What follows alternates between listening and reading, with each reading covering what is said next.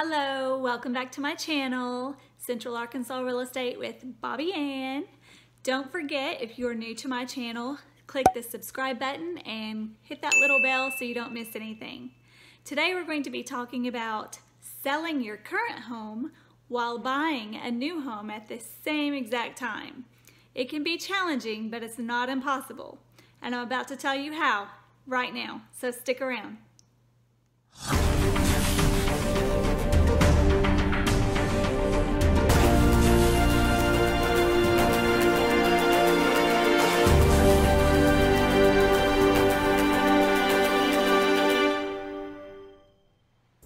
Okay, let's get started. When you're selling your home as a seller, you will deal with stresses and strategies and timelines, and you'll do the same as a buyer. You will also deal with buyer stresses and strategies and timelines. And we're going to talk about how you can conquer both. First, you need to ask yourself some questions. You need to ask yourself, is my house ready to sell like it is right now? And if not, what do I need to do to get it ready to sell? And can I afford a new house right now with the equity that I have in my home? How much house can I afford? And who can help me with this process? What are my options in this process? And how long will this whole entire process take? I'm going to tell you about 5 things that you need to consider when selling your current home and buying a new home at the same time. The first thing you need to do is prepare your home to get it ready to sell. And basically, you might do things like have a yard sale or put some of your belongings in storage. But my video, Tips for Selling Your Home Before You Place on the Market, will touch on some of those things that you need to do and give you some valuable information on how to prepare your home for sale. You'll also need to visit with a lender and see how much house you can afford by getting a pre-approval. During your visit with your lender, you will be advised whether you are able to carry both of those mortgages or if you qualify to buy before you sell your current property based upon your debt to income ratio. And you'll answer the question, will you have enough equity in your home to cover the costs of purchasing now, to determine if you need to sell first and then buy later. My second recommendation is to hire a knowledgeable realtor, someone who is familiar and seasoned with dealing with these situations of 2 separate transactions at the same time. A realtor can also provide you with a CMA, which is a comparative market analysis, which will provide you with an accurate fair market value of your home currently. And it's not based upon some zestimate that an online site or Zillow would give you that is often inaccurate. The CMA that an online estimate would give you as compared to a realtor is the realtor is going to know statistics, and they know the location and the area and what the market is doing for that location. So they're going to be more current on what is going on, and those estimates are just so many times inaccurate. And here's what's going to happen, or that does happen more times than not. Your Zestimate or your online estimate will give you a value of, say, $300,000. And then you hire a realtor, and the realtor does a fair market value CMA of your home, and they come up with $250,000. Well, that's just going to upset you, and it's going to cause problems in the value of your home and what the seller is going to want to price the home at.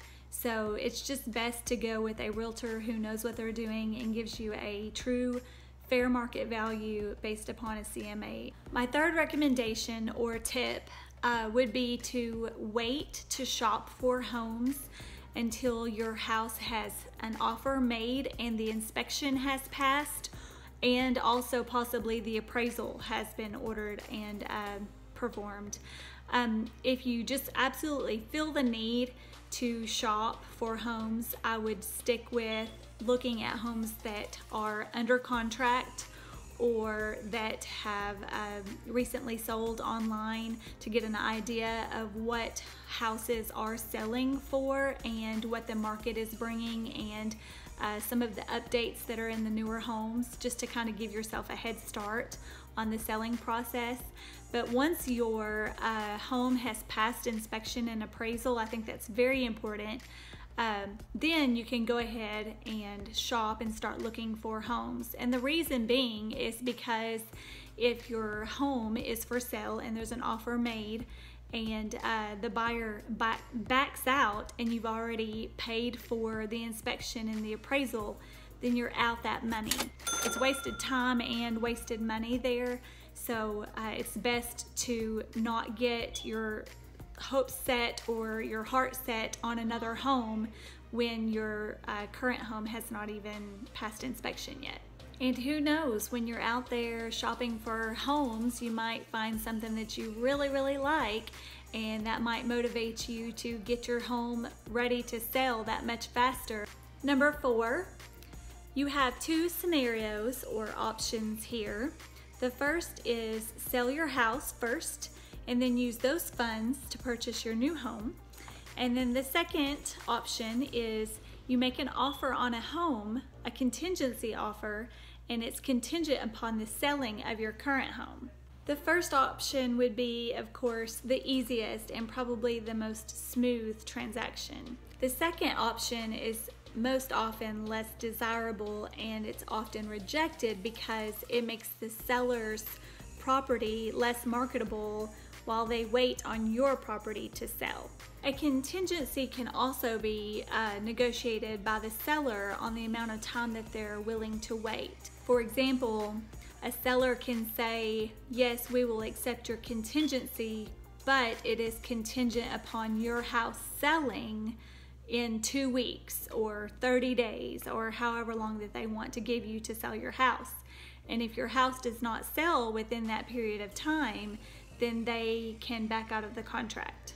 So contingencies are basically a risk for both the sellers and the buyers. The sellers risk losing valuable marketing time while they're waiting on the buyer's home to sell, and then the buyers are risking their home not selling and them not being able to close or move into the home that they had their heart set on. There are other options beside contingencies that are not as common. A bridge loan uses the equity in your current home as collateral for the purchase of your new home. You pay a percentage of both properties, and then when your home sells, you refinance into a 15-year or 30-year mortgage, whatever you prefer. Or you can choose to lease your home, which a percentage of the rent would be used to offset the debt-to-income ratio used by the bank to finance. And number 5, if your home sells, have a backup plan, especially if your closing ends up having some hiccups along the way. Consider writing up a delay of possession in your contract. That way you will give yourself more time to close on your other home or to find a place to live if need be. And if everything's running smoothly, try to set up the closing on both properties for the same day. When you close out as a seller, you will receive your funds, and which will convert to closing out as a buyer, and you'll receive your keys to your new home.